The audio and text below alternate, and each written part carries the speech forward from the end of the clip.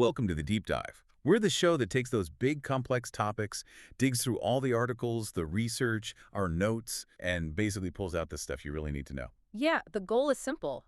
Get you informed quickly, but also hopefully share some things that make you go, huh, I didn't know that. Exactly. Yeah. And today, we're diving into something huge, literally, the Oh, Monsterverse. yeah. Godzilla, King Kong, those massive city-smashing battles. Pure cinematic escapism, right? That's what it looks like on the surface. Yeah. Big monsters, big explosions, fun stuff. But today, we're going to unpack that a bit, because it's not just escapism.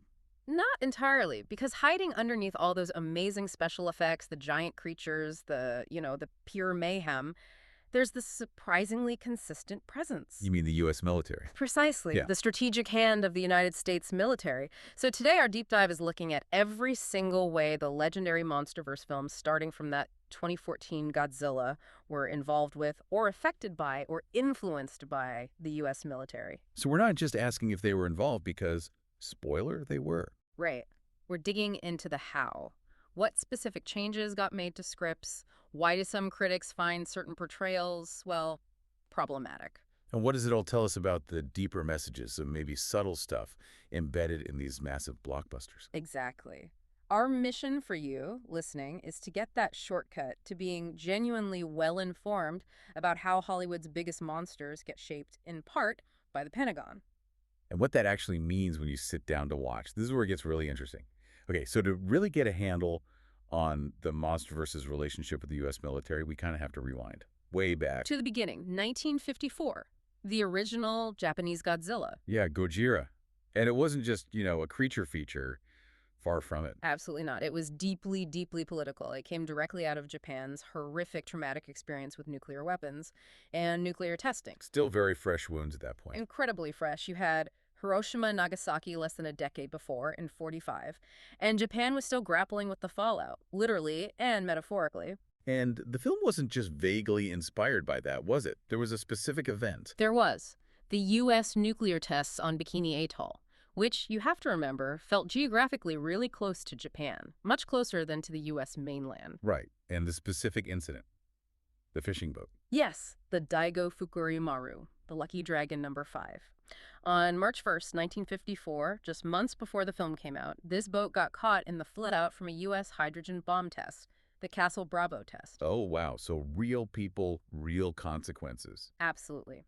The crew got acute radiation sickness. One crewman, Kubuyama Ikichi, died from it several months later. This wasn't an abstract fear for the Japanese audience. It was a raw, recent, painful memory.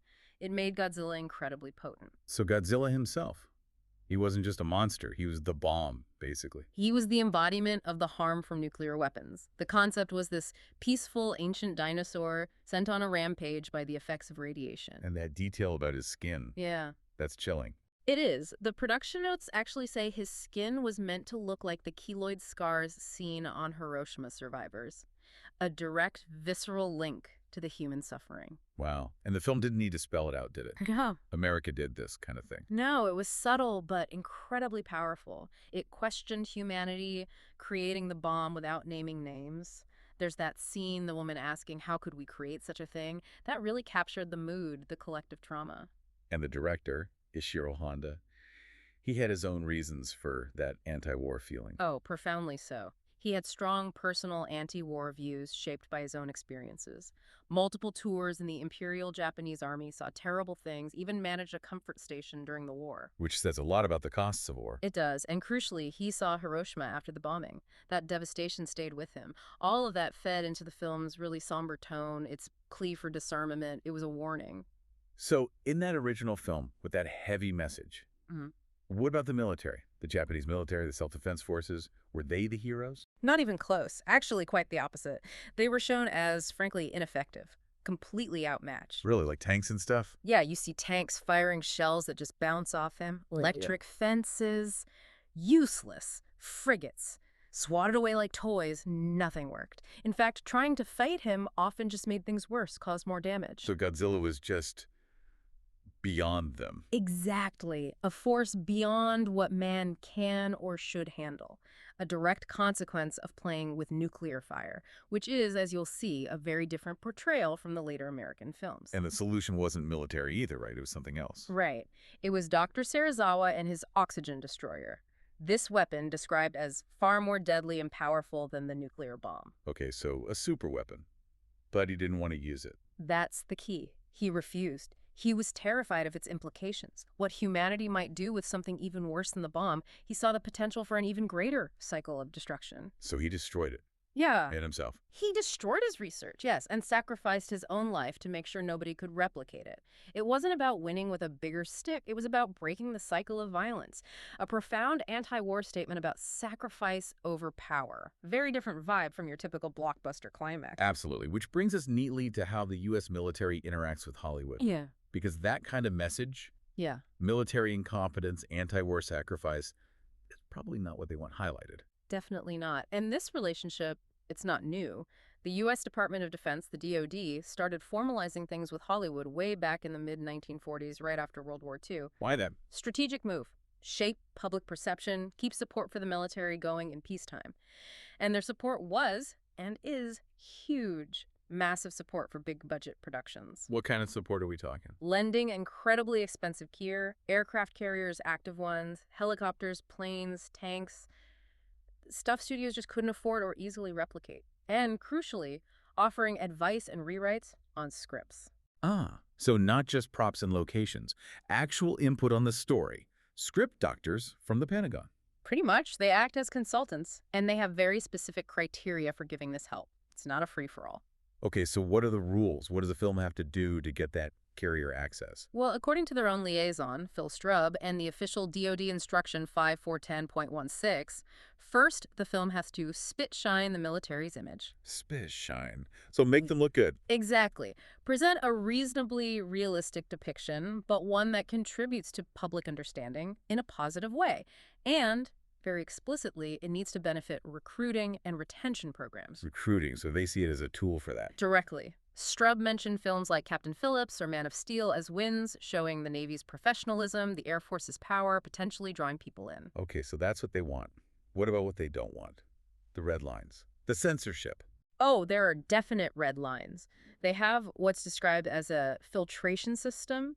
They will reject films showing things like torture. That was an issue with Zero Dark 30's script, apparently. Okay, makes sense. Or anything suggesting mutiny or serious insubordination, which is why Crimson Tide didn't get cooperation. Basically, anything that makes them look like they're bad guys. Or reveals uncomfortable truths. That's the crux of it. Critics argue it's about preventing anything that reveals the tangle of lies that is United States foreign policy, especially avoiding U.S. historical controversies. Like Hiroshima and Nagasaki. That's a big one. Very sensitive. They want to control the narrative, keep the image clean. It really does sound like a Faustian bargain for the studios. It kind of is. They save, sources say, a couple $1,000,000, maybe more, on hardware.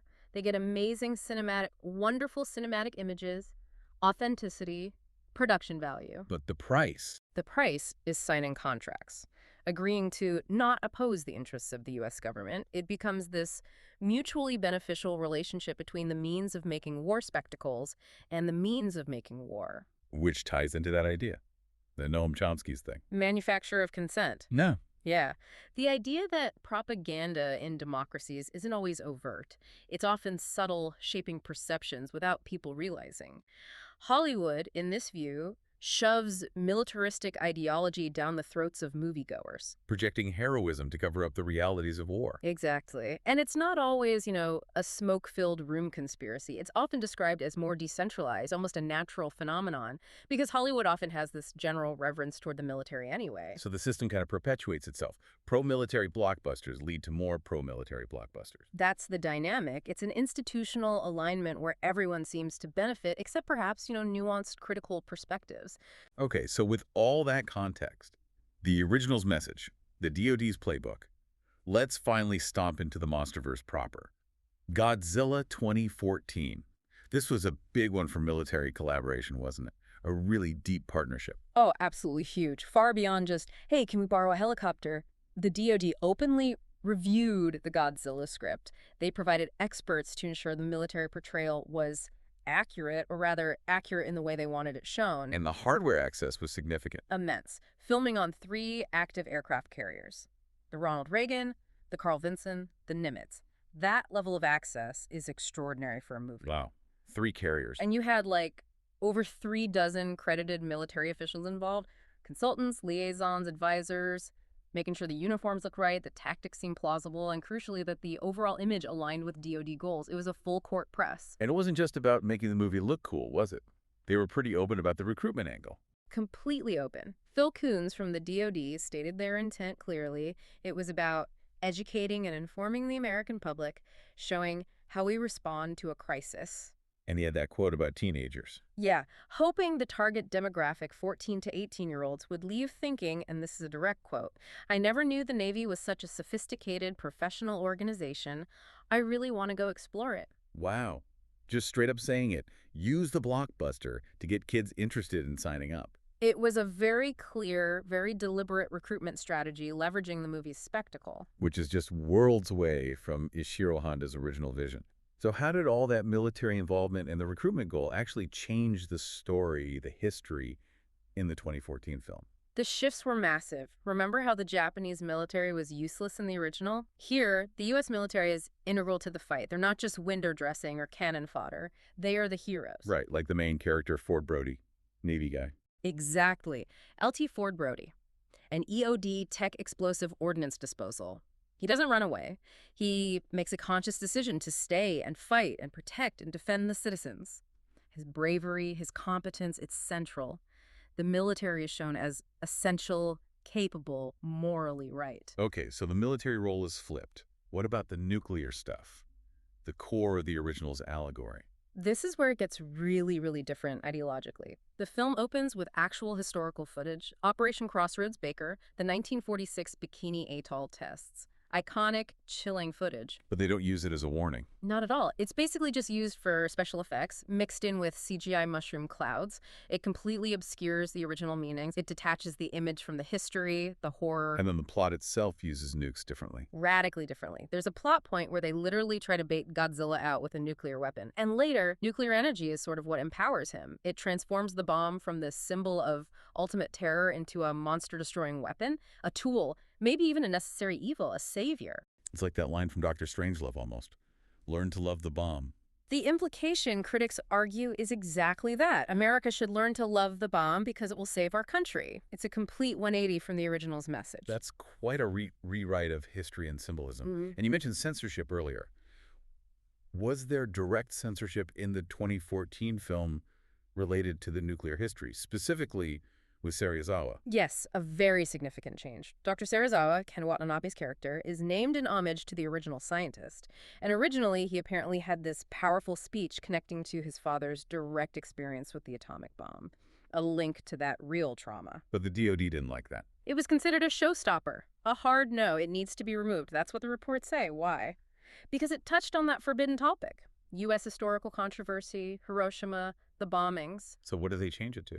It became this much more generic, vague discussion about man's inhumanity to man. All the specific historical weight, the direct criticism, was just erased, watered down to nothing. Which fits their policy of keeping a lid on that history. Exactly. Avoid anything that might make people question the past or the official narrative. So historical footage repurposed, dialogue censored.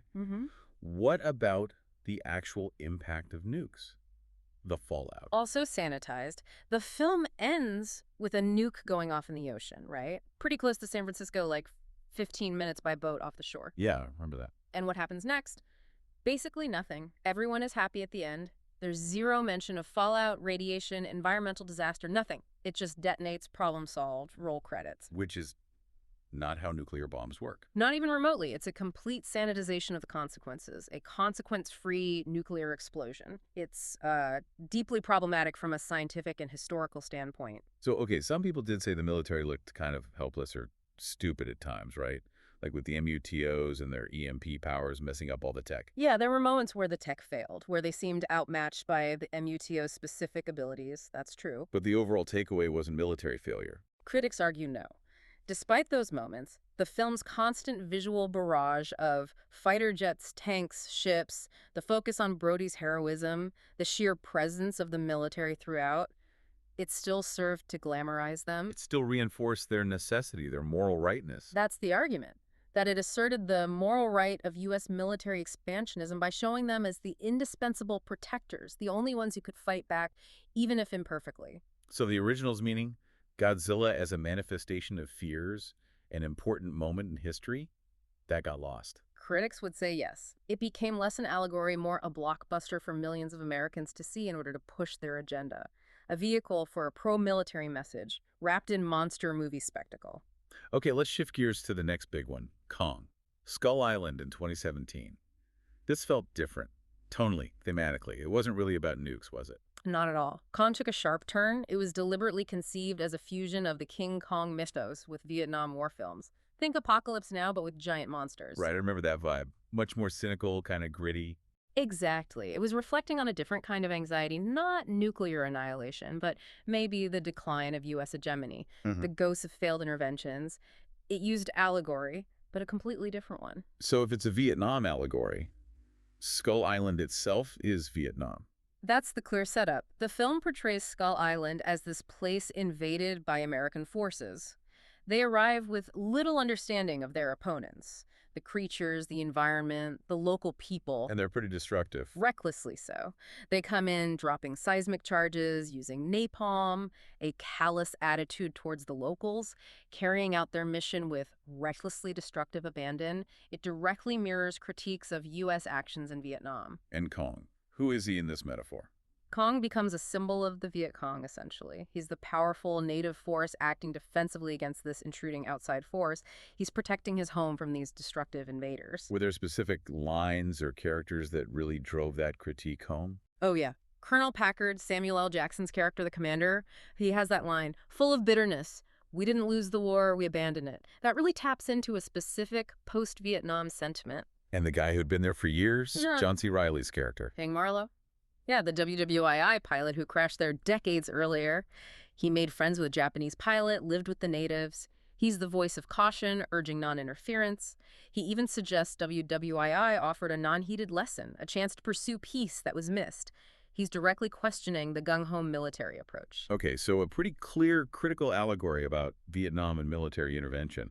How did the DoD react to that? Did they roll out the aircraft carriers again? No, absolutely not. Because of that critical allegory, because it depicted military actions in a negative light, potentially mirroring controversial aspects of Vietnam, the DoD reportedly withheld support entirely from Kong, Skull Island. So that shows their red lines are real. Critique Vietnam, no access. Exactly. It demonstrates the limits. If the script doesn't spit shine the image, if it engages in critique, especially of a sensitive war like Vietnam, the cooperation stops. But interestingly, Yeah. someone else did support the film, right? Yes, and this is fascinating. While the U.S. military stepped back, the film received colossal support from the Vietnamese government, including the Vietnamese army. Wow, so the country it was allegorically about gave them support. Huge support. Access to incredible locations, logistics. It highlights a completely different political dynamic. Vietnam perhaps saw an opportunity to showcase its landscape, maybe even its own perspective, through this Hollywood lens. That's a wild turnaround. Has King Kong always had this kind of complicated relationship with military portrayals? Even way back? There's a history there, yeah, even if less formal. The original 1933 King Kong producers wanted real planes for that iconic Empire State Building scene. The biplanes attacking Kong. Exactly. They wanted real U.S. Navy planes. Initially got turned down, but apparently they convinced a local naval air station commander to send 4 planes anyway. So early informal cooperation happened. Just because it looked cool, presumably? Pretty much, recognizing the value of authentic military visuals. What about the 70s remake? That was closer to the Vietnam era. Did the DoD get involved then? They did. The Air Force provided jets for attack on King Kong in the 1976 version, but, and this is key, not without conditions. Big ones. What kind of conditions? The DoD insisted on script changes. For example, they absolutely did not want flamethrowers used against Kong. Why flamethrowers? Because it directly mirrored their controversial use in Vietnam. They were terrified. Audiences would see the military as vicious bullies or turn against them for killing a giant animal in such a brutal way. So they wanted a cleaner kill. Essentially. They suggested adding dialogue about trying tranquilizers first, portraying a more measured, humane approach before lethal force. They also objected to other things, like scenes suggesting bribery at the White House or National Guardsmen firing on looters, always protecting the image, avoid corruption, avoid excessive force against civilians or even giant apes. All right, so after Kong, Skull Island went critical and the DoD backed off, what happened next? Did things stay frosty with Godzilla, King of the Monsters in 2019, or did the pendulum swing back? It definitely seems like the pendulum started swinging back towards those military-friendly themes, especially the nuclear stuff. How so? King of the Monsters really doubled down on that reframing of nuclear power we saw in 2014. It went even further. It actually portrays radiation in general as a life force, almost mystical, essential for the Titans. Radiation is good. Basically, yeah. And the most glaring example is that big scene where they deliberately detonate a nuclear bomb to revive Godzilla, to power him up. Right, I remember that. So again, the nuke saves the day. Exactly. Nuclear weapons saves the day. It solidifies that trope, making the bomb a heroic tool, completely inverting Godzilla's original meaning as a warning against nukes. So did the DoD embrace this one? Were they back on board after the Skull Island critique? It's a little ambiguous. Some sources suggest the DoD might have still withheld full official support for King of the Monsters. Why? If it was pro-nuke again. Well, maybe some lingering hesitation after Skull Island, but also there's that scene, you remember, where the fighter pilots eject? Oh yeah, right into the monster's mouth. Ghidorah, wasn't it? Yeah. Visually spectacular, but maybe not the image the military wants their pilots getting instantly chomped. One source suggested the DoD might have found that depiction hard to swallow because it violates their rule about showing the military as effective, not just monster chow. Okay, so maybe still some friction there. Mm-hmm. But by the time we get to Godzilla versus Kong in 2021, things are fully patched up. Oh, yeah. The relationship is confirmed to be fully back on in Godzilla vs. Kong, no question. How do we see that in the film? The Pentagon is shown explicitly working side by side with Monarch, the monster tracking group. They're partners again. Even though a whole Navy fleet gets wiped out in that big ocean battle. Exactly. A U.S. Navy carrier strike group gets absolutely demolished by Godzilla and Kong fighting. Huge loss of hardware and presumably lives. But the narrative barely pauses. It immediately pivots to emphasize that, sacrifice is not in vain. And the military is still crucial after that. Totally. They immediately show the military playing a crucial role transporting Kong. You see those huge helicopters, the MV-22 Ospreys lifting him. It reinforces their resilience, their necessity, their effectiveness. Even after taking massive losses, they're still the indispensable force. It sounds like it fits perfectly back into those DoD rules of engagement we talked about, the core demands. It does, the consistent demand. The military must be shown as heroic, tough, and effective. Brave, competent, good gear, but also not too brutal, not just murdering innocents. And not shown as totally incompetent either. Right. That Rampage example, the Dwayne Johnson movie with the giant animals, illustrates it perfectly. The Army apparently rejected supporting it because the script had nearly all Army National Guard personnel and equipment were killed or destroyed with no chance of success in their missions. They don't want to look completely useless. Exactly. It undermines public confidence. Bad for recruitment.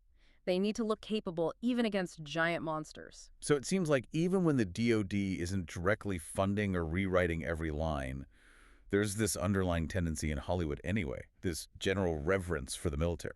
That's a huge part of it. It's symbiotic. Studios get the cool shots, the savings, a couple of $1,000,000, the production value. The military gets the PR, the recruitment boost. Like that commentator said, it's cheap PR for them. Exactly. Any avenue that allows it to do it cheaply, like 100 million people watching a pro-military Godzilla film, will be used.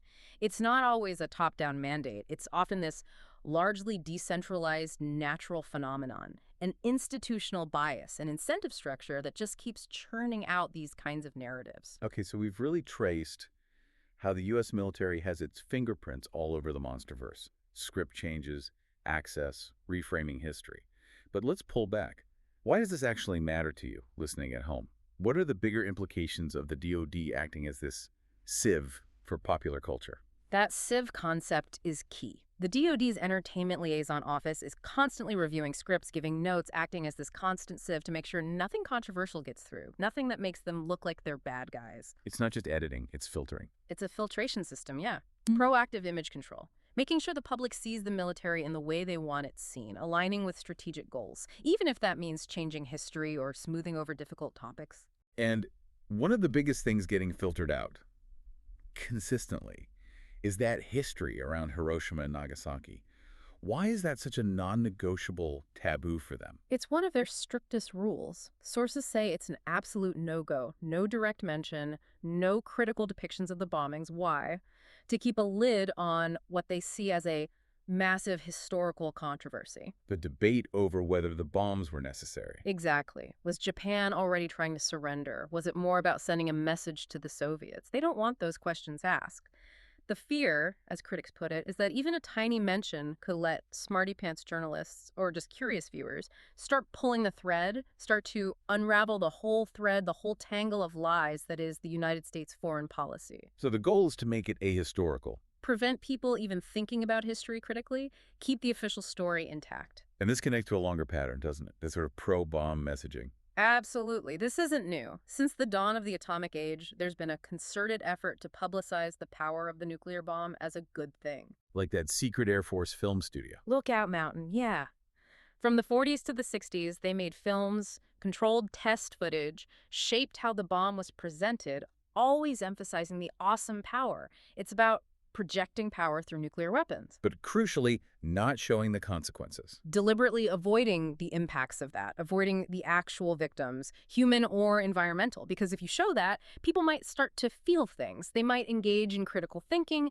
They might question the morality, the necessity. It's power projection without the messy reality check. Which brings us right back to Chomsky's manufacture of consent. These movies, even subtly, are doing that work. That's the argument. It's not necessarily active behind-the-scenes collusion on every film, but it's incredibly effective soft power. Yeah. It normalizes militarism. It glorifies American exceptionalism. It implicitly backs up arguments for those escalating annual defense budgets you mentioned, $850 billion for 2025. It makes that spending seem necessary, even heroic. Right. And it subtly compels the public, as one analysis puts it, to provide a subsidy to high technology industry, the military-industrial complex, without us even thinking about the ideology we're absorbing with our popcorn. And it's also a distraction, right? Focusing on monsters instead of real wars. A huge distraction. These films show the U.S. military fighting sea monsters or aliens, clear-cut, non-human enemies rather than actual human beings in real, complex, morally gray conflicts like Iraq or Afghanistan. It hides the messiness. It hides the profit motives that feed many wars and distracts from their real consequences, the casualties, the trauma, the geopolitical fallout. So when you go for escapism, you might actually be consuming military stories scripted and shaped by the Pentagon's own public affairs officers. It's a form of propaganda, even if it doesn't feel like it. And the ultimate result of all this, for Godzilla himself, he's completely transformed, from warning to weapon. It's the ultimate irony. The American Monsterverse has taken Godzilla, this walking, roaring warning against nuclear annihilation and military excess, the symbol of trauma, and turned him into, essentially, a sixth branch of the U.S. military. His nuclear origins are just backstory for his powers now. Pretty much. Justification for him being able to shoot lasers. Meanwhile, Japanese Godzilla films often still engage with politics, with anti-war themes, with current anxieties. But the American series rarely, if ever, tackles real-life issues with that kind of depth. They become more like expensive fan films. That's the critique. Never more than simple guilty pleasures. The form is there, the giant monster, the destruction, but the original soul, the powerful political core, is arguably lost. American Godzilla has the form but lacks the soul. Hashtag outro.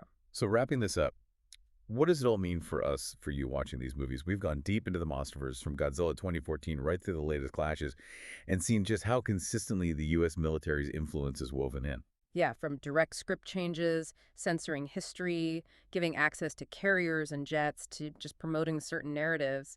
These huge blockbusters are way more than just monster mashups.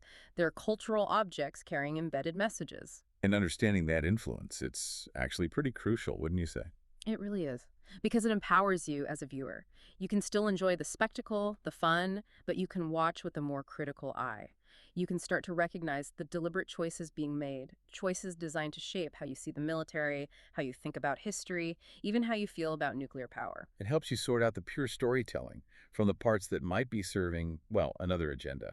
normalizing militarism, maybe sanitizing the past. Exactly. Distinguishing entertainment from subtle ideology. So here's a final thought to leave you with.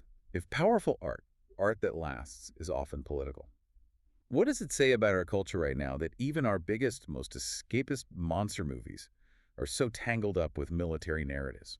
Narratives that often clean up history and push an ideology of power. And what responsibility do we have as people who consume this stuff, who hopefully are now a bit more informed? Do we challenge it? Do we just accept it? How do we engage with these subtle messages? Definitely something to chew on next time you see Godzilla roar or Kong beat his chest on screen. Yeah. What's really going on beneath the spectacle?